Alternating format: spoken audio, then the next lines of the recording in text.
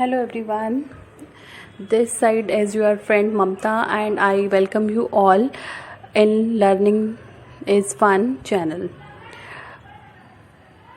This video is going to be very helpful for the mothers as well as the teachers of kindergarten.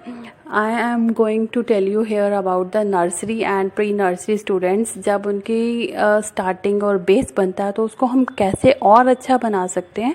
अब due to lockdown और due to any circumstances हम अगर बच्चों को भी school नहीं भेज पा रहे हैं और कोई और प्रॉब्लम है तो हम उनको ऐसे नहीं छोड़ सकते ना. तो हमें उन्हें कुछ ना कुछ तो हम कुछ अच्छा प्रोवाइड कर सकते हैं. तो वाई नॉट हम उनको घर से अच्छी सी प्रैक्टिस क्यों ना दें, है ना. तो आपकी को ये वीडियो आपके लिए बहुत हेल्पफुल होने वाली है अगर आप इसको स्टार्टिंग टू एंड देखते हो और अगर स्किप नहीं करते हो. तो इसमें बेस कैसे स्ट्रॉन्ग बनता है इसके ऊपर पूरी फुल वीडियो आप देखोगे तो आपको बहुत सारी चीज़ें क्लियर हो जाएंगी और आपको नंबर ऑफ वीडियोस देखने की नीड नहीं पड़ेगी.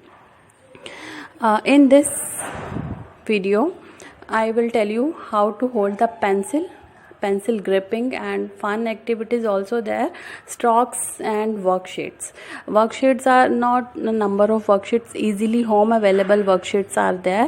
आप बहुत easily उनको घर पे भी बना सकते हो, आपको कोई प्रॉब्लम नहीं आने वाली है. So please watch the video till end.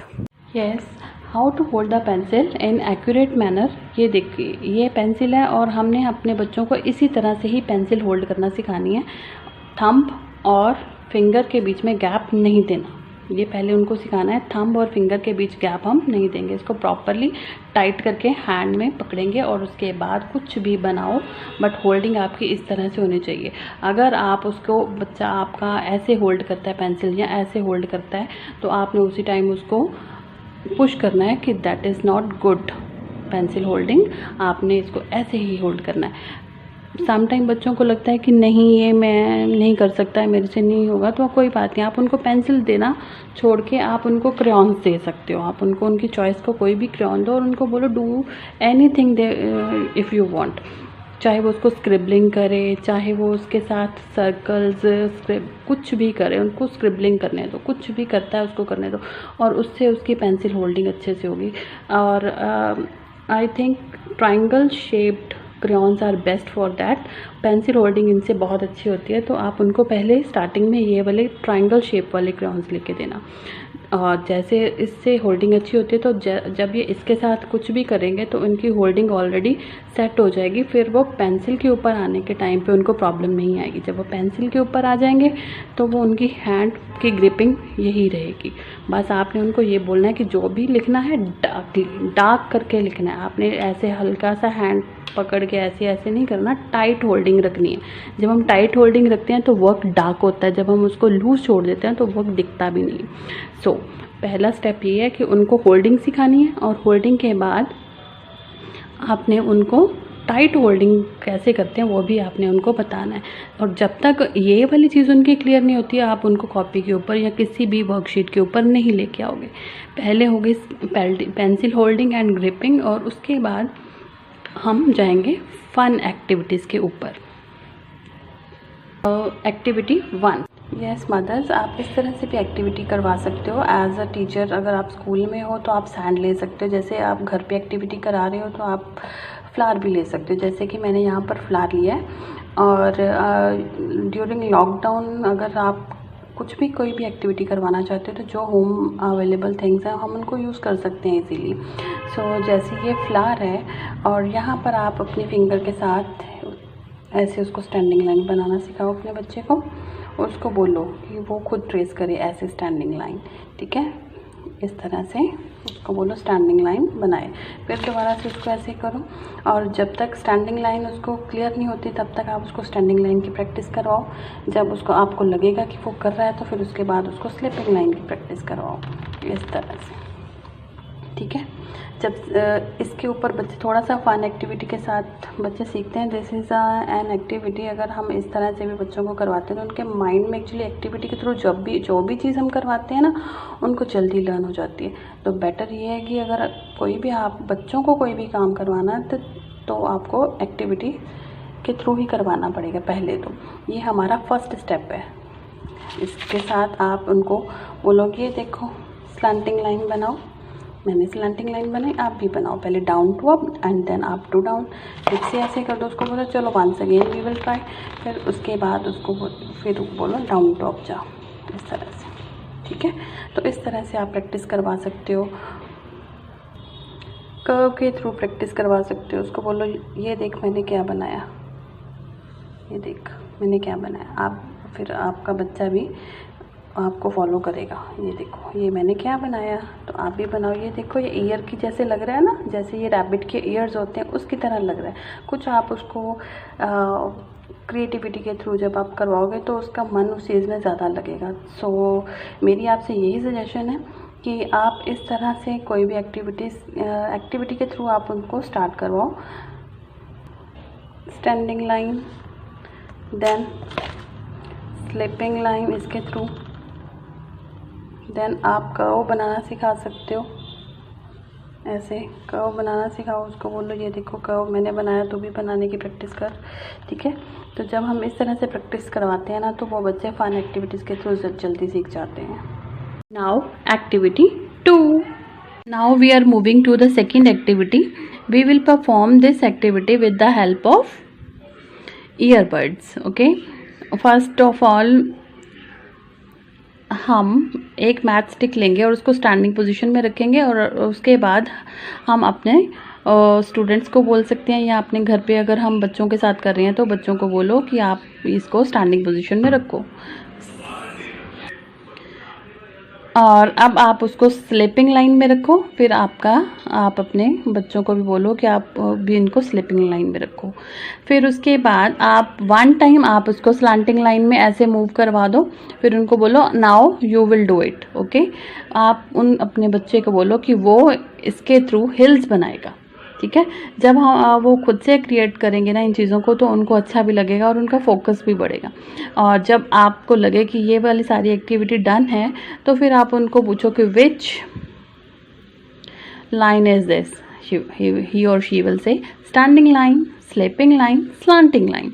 और आप यही चीज़ को उनको थोड़ा सा चेंज करके भी पूछ सकते हो, इज दिस स्लिपिंग लाइन और standing line, is this slipping line और standing line, oh I think this is standing line.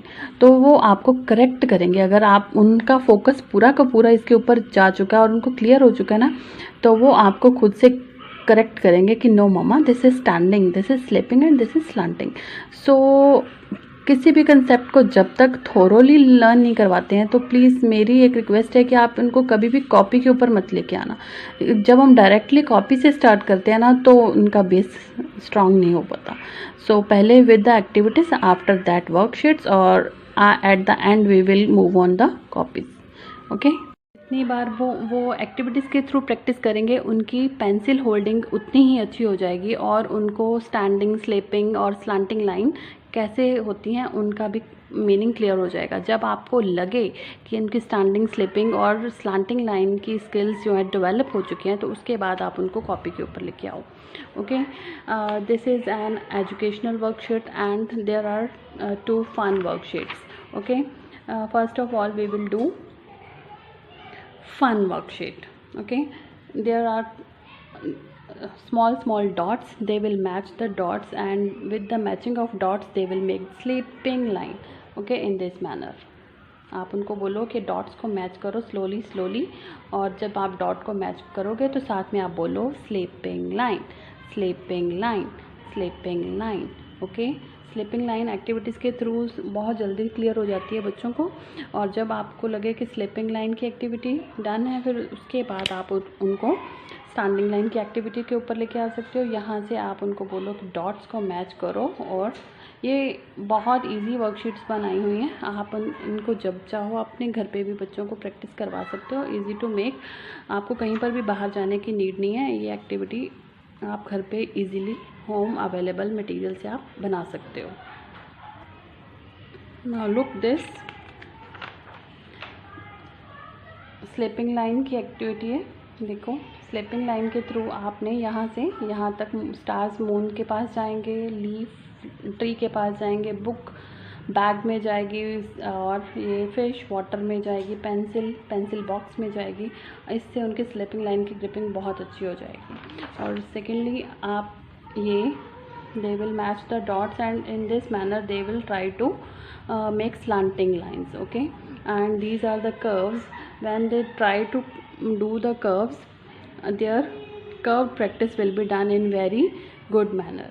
After that जब ये वर्कशीट्स वो बच्चे अच्छे से कर लेते हैं तो आप उनको एजुकेशनल वर्कशीट के ऊपर लेके आओ, जिसमें 2 टाइम आप खुद करोगे और उसके बाद उनको बोलो डॉट के साथ मैच करके standing line, sleeping line, slanting lines. Okay, slanting line down to up, then up to down, and then slanting lines in hill style. After that curves, then downward curves, and then C-shaped curves. Fine, opposite direction also. जब ये वाली worksheet आपकी अच्छे से हो जाएगी, इसके ऊपर प्रैक्टिस बच्चों को अच्छे से हो जाएगी, तो हम आगे बढ़ेंगे. जब तक उनको स्टैंडिंग और स्लिपिंग लाइन के ऊपर पेंसिल होल्ड करके लाइंस लगानी नहीं आ रही है, तब तक हम इसी के ऊपर रहेंगे, क्योंकि बेस स्ट्रॉन्ग होना बहुत ज़रूरी है. अगर हम उसको जल्दी से आगे की ओर बढ़ना शुरू कर देंगे तो हमारे लिए, हाँ, हमें तो लगेगा कि बच्चों को आता है, बट उनका जो बेस है वो स्ट्रॉन्ग नहीं हो पाएगा. सो बेटर ऑप्शन यही है कि आप प्लीज़ उनको स्लोली लेके चलो. धीरे धीरे वो करते हैं, नो प्रॉब्लम, बट एक बार जब उनकी हैंड मूवमेंट होनी शुरू हो जाएगी तो आपको प्रॉब्लम नहीं आने वाली. स्लिपिंग लाइन के साथ एल रेडी हो जाता है. I standing line, 1 sleeping line at the top and 1 sleeping line at the bottom. Then T, H sleeping line and sleeping lines with E and F. Okay, ये standing और sleeping line अगर उनको अच्छे से clear हो जाती है तो ये आपके दोनों की दोनों जो रोज़ हैं ये क्लियर हो जाती हैं. ये वाली उनको 6 लेटर्स बच्चों को क्लियर हो जाती हैं अल्फ़ाबेट की, स्टैंडिंग और स्लिपिंग लाइन के साथ ही.